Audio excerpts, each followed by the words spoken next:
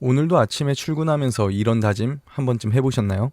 오늘은 퇴근하고 운동해야지, 영어 공부해야지, 자격증 공부 시작해야지. 그런데 이상하게도 퇴근하고 집에 돌아오면 아무것도 하기 싫어집니다. 씻고 밥 먹고 편하게 누워서 핸드폰을 켭니다. 조금만 쉬자 했던 게 유튜브 영상을 틀고 쇼츠를 조금 보다 보면 어느새 밤 11시가 훌쩍 넘어 있죠. 그리고 우리는 늘 같은 말을 되뇌입니다.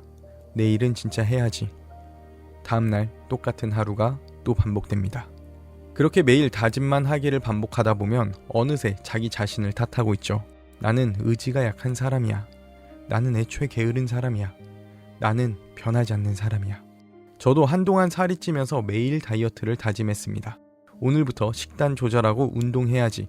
하지만 퇴근하고 집에 오면 이런저런 핑계를 만들어 몸무게는 계속해서 늘어갔죠. 왜 우리는 퇴근만 하면 아무것도 하기 싫어질까요? 지금 영상을 보고 있는 여러분도 그렇다면 먼저 이 말부터 하고 싶습니다. 당신이 약한 사람이라서 그런 것이 아닙니다. 생각보다 많은 사람이 똑같이 행동을 하고 있습니다. 우리는 하루 동안 많은 에너지를 쓰며 살아가고 있습니다. 회사에서는 상사의 눈치를 보고 매일 새롭게 생기는 문제들을 해결하고 실수하지 않으려고 애쓰고 올라오는 감정을 억지로 누르기도 하고 끊임없는 선택을 하고 있습니다. 이 말을 해도 되나? 이 일을 어떻게 해결하지? 저 사람이랑 같이 점심 먹기 불편한데 알려주지도 않고 어떻게 하라는 거야? 우리의 뇌는 하루 종일 쉬지 않고 많은 일들을 하고 있습니다. 심리학자 로이 바우마이스터의 자기통제 연구에서는 인간의 의지력과 자기조절 능력을 한정된 정신적 자원으로 설명했습니다. 하루 동안 사소한 일부터 중요한 일까지 선택과 판단을 반복하게 되면 정신적인 에너지가 점점 소모되어 집중력과 자기조절 능력이 떨어질 수 있다는 것이죠. 심리학에서는 이런 현상을 결정 피로라고 부르기도 합니다. 많은 사람들이 알고 있는 페이스북 창업자 마크 저커버그는 매일 같은 티셔츠를 입기로 유명합니다. 패션 감각이 없어서가 아닙니다. 그는 이미 알고 있었을지도 모릅니다. 더 중요한 선택에 에너지를 쓰기 위해서는 오늘 뭘 입지와 같은 사소한 결정을 줄여야 한다는 것을요. 실제로 저커버그는 한 인터뷰에서 이렇게 말했습니다. 이 커뮤니티를 가장 잘 돕는 일 외에는 가능한 한 적은 결정을 내리도록 삶을 단순하게 만들고 싶습니다. 쉽게 말해 우리가 아침부터 오늘은 뭘 입지? 점심 뭐 먹지? 이러한 작은 선택부터 업무 중 수많은 판단과 문제 해결까지 반복하게 되면 퇴근할 즈음에 우리는 이미 꽤 많은 정신적 에너지를 사용한 상태일 수 있다는 겁니다. 그러면 우리의 뇌는 자연스럽게 빠르고 쉬운 보상을 원하게 되죠. 인스타그램, 쇼츠, 넷플릭스, 야식, 멍하니 누워있기. 왜냐하면 그게 가장 쉽게 우리를 편하게 만들어주는 방식이기 때문입니다. 반면 공부는 어떨까요? 영어 공부를 해도 자격증 공부를 해도 오늘 당장 인생이 바뀌진 않습니다.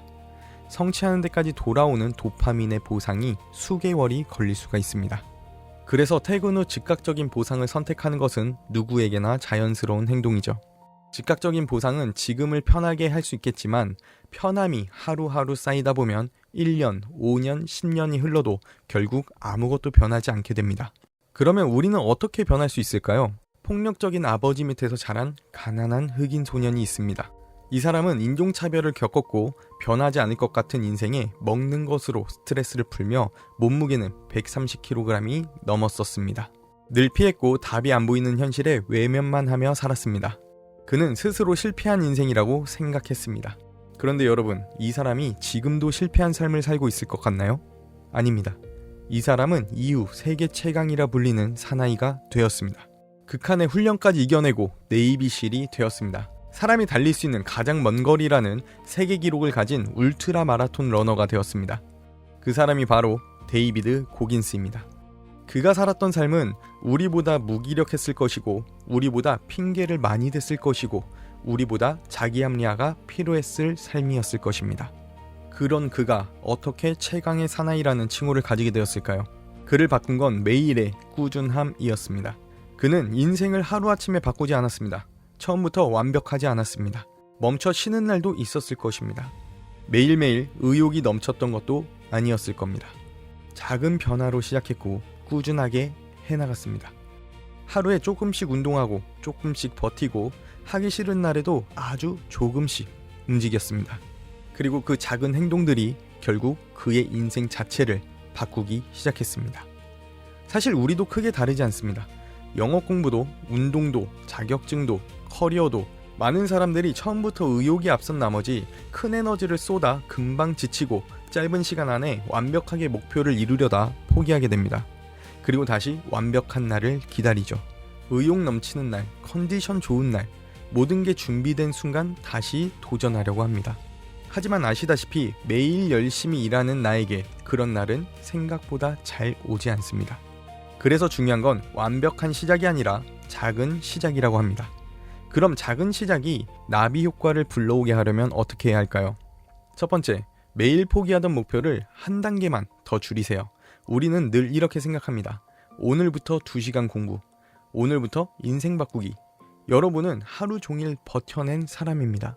이미 지친 사람이 계속해서 전속력으로 달릴 수는 없습니다. 여러분, 걸어도 괜찮습니다. 하루에 10분, 더 힘든 날에는 5분이라도 괜찮아요. 10분이라는 시간은 우리가 영어 단어 5개, 책 3페이지, 자격증 영상 10분, 이 중에 하나를 선택해서 작은 시작을 할 수 있는 충분한 시간입니다. 중요한 건 완벽함이 아니라 멈추지 않는 꾸준함입니다. 두 번째로 환경을 바꿔보세요. 핸드폰을 옆에 두고 이기는 사람은 많지 않습니다. 공부할 땐 핸드폰을 다른 방에 두기, 퇴근하면 바로 책상에 앉아 10분 활용하기, 운동복 미리 꺼내두기. 생각보다 내가 하는 결정 중 환경에 의해 결정되는 것도 많습니다. 그리고 정말 중요한 것은 자신을 너무 미워하지 마세요. 많은 사람들이 오늘도 아무것도 못한 하루를 보냅니다. 여러분만 그런 게 아닙니다. 난 왜 이 모양일까? 또 실패했네. 나는 안 되는 사람인가? 내 자신을 탓하기 시작하면 오래 움직이기가 어렵습니다. 시어도어 루즈벨트는 이렇게 말했습니다. 할 수 있다고 믿는 순간 이미 절반은 온 것이다. 여러분, 스스로를 믿어보세요. 여러분은 지쳤을 뿐이지 약한 사람이 아닙니다. 저도 사업을 하다 잘 되지 않았고 다시 취업을 했습니다. 대출금에 막막해서 무기력한 시간을 보내기도 했습니다.